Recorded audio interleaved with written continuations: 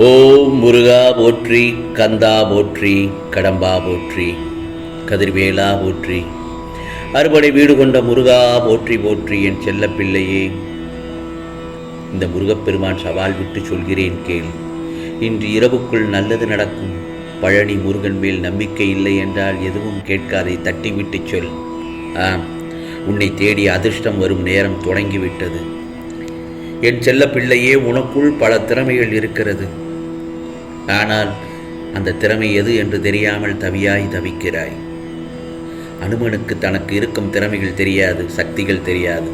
அதை மற்றவர்கள் உணர்த்தினால்தான் ஹனுமானாலே புரிந்து கொள்ள முடியும். அதே போலத்தான் இந்த உலகத்தில் எவரும் எதையும் தெரிந்து கொண்டு வருவதில்லை. அவர்களுடைய திறமைதான் அவர்களை மாற்றுகிறது. தோற்றுப்போவது தவறில்லை. தோற்றுப்போன கவலையில் நீ உட்கார்ந்து விடுவதுதான் உனக்கு இந்த துன்பம் முழுவதுமாக உன்னை சூழ்ந்து உன்னை வாட்டி வதைக்கிறது. எத்தனை தடவை தோற்றாலும் நீ வீழ்ந்து விட மாட்டாய். ஆம் செல்லமே, உன்னை நீ உணர்ந்து கொண்டாய் என்பதை நீ புரிந்து கொள். அப்போதுதான் நீ வீழ்ந்தாலும் எழுந்து நின்று மீண்டும் முயற்சி செய்வாய். இதோ அந்த முயற்சி உன் வாழ்க்கையின் வெற்றியை நோக்கி அழைத்துச் சொல்லும். அதற்கான நேரமும் தருணமும் இப்பொழுது வந்துவிட்டது. நீ விழுகின்ற நேரத்தில் எனது கரம் கொண்டு உன்னை நான் தூக்கி நிறுத்துவேன். ஆகவே ஒருபோதும் கவலைப்படாதே. அதற்கான வழிமுறைகள் உனக்கு நான் காட்டுகின்றேன். எதற்கும் ஓர் அனுபவம் வேண்டாமா என்று நீ யோசிப்பது எனக்கு தெரியும். உன் திறமை மீது நம்பிக்கை வை. நீ கண்ட கனவின் மீது நம்பிக்கை வை.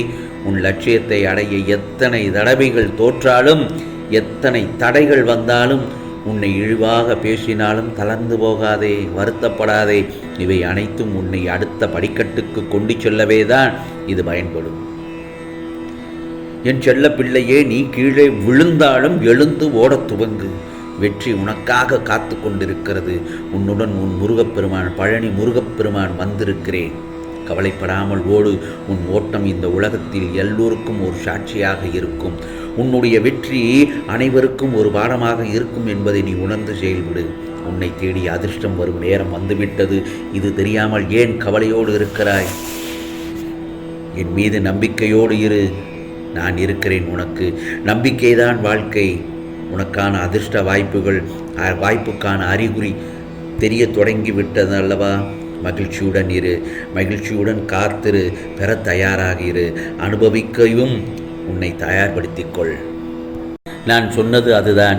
இன்று இரவுக்குள் உனக்கு நல்லது நடக்கும் என்று. இந்த பழனி முருகன் மேல் நம்பிக்கை இல்லை என்றால் கேட்காதே என்றுதான். என்னை நம்பித்தானே இந்த பதிவை பார்த்து கேட்க வந்தாய். என்னை நம்பி வந்த உன்னை ஒருபோதும் இந்த பழனி முருகப்பெருமான் கைவிட மாட்டேன். கலங்காதே. உன் கண்ணீரை துடைத்துக்கொள்.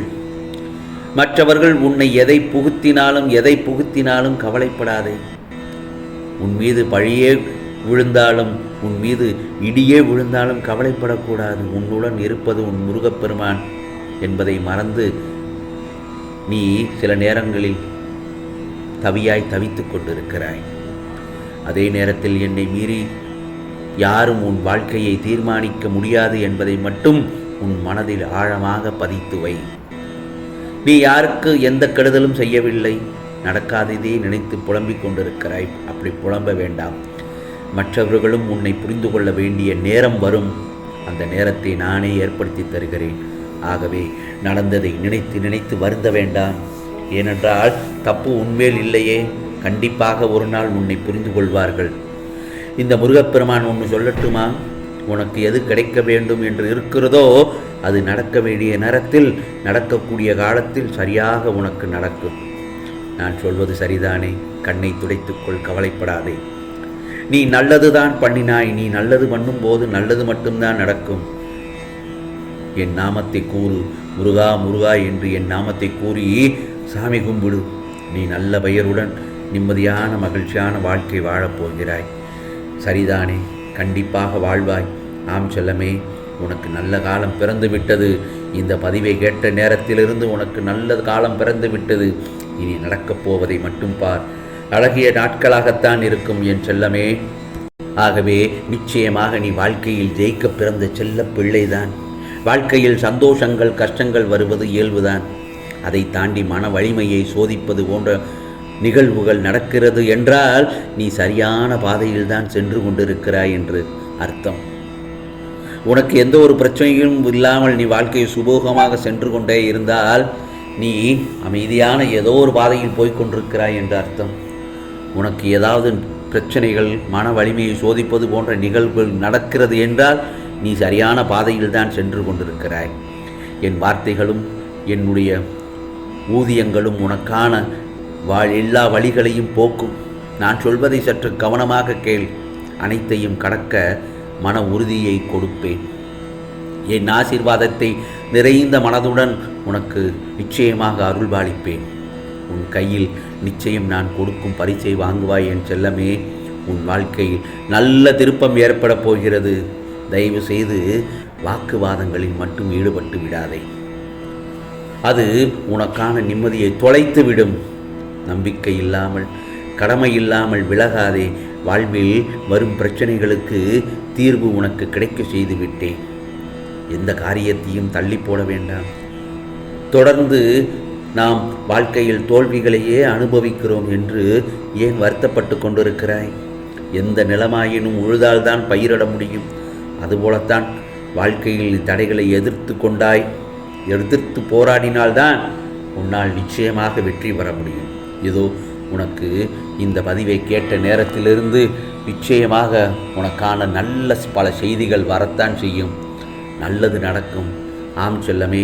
அதே நேரத்தில் நீ என்னிடம், முருகப்பெருமானிடம் கேட்ட விஷயம் சற்று தாமதமாக நடக்கிறது. ஏன் என்றால் அதற்கும் ஒரு அர்த்தம் உண்டு. உன் பிரச்சனைகளை எல்லாம் தீர்க்கத்தான் நான் நேரம் எடுத்துக்கொள்வேன். நீ முழு நம்பிக்கையோடும் பொறுமையோடும் இருக்கும் நேரம் இது. தேவையில்லாமல் முருகப்பெருமான் பிரச்சனையை தீர்ப்பாரோ மாட்டாரோ என்று குழம்ப வேண்டாம். மனம் தடுமாறும் போது என் நாமத்தை சொல். முருகா முருகா என்று என் நாமத்தை சத்தம் போட்டு சொல். விரைவில் மாற்றம் வரும். முடிந்தவரை என்னிடம் பேசும் பழக்கத்தை ஏற்படுத்திக் கொள்.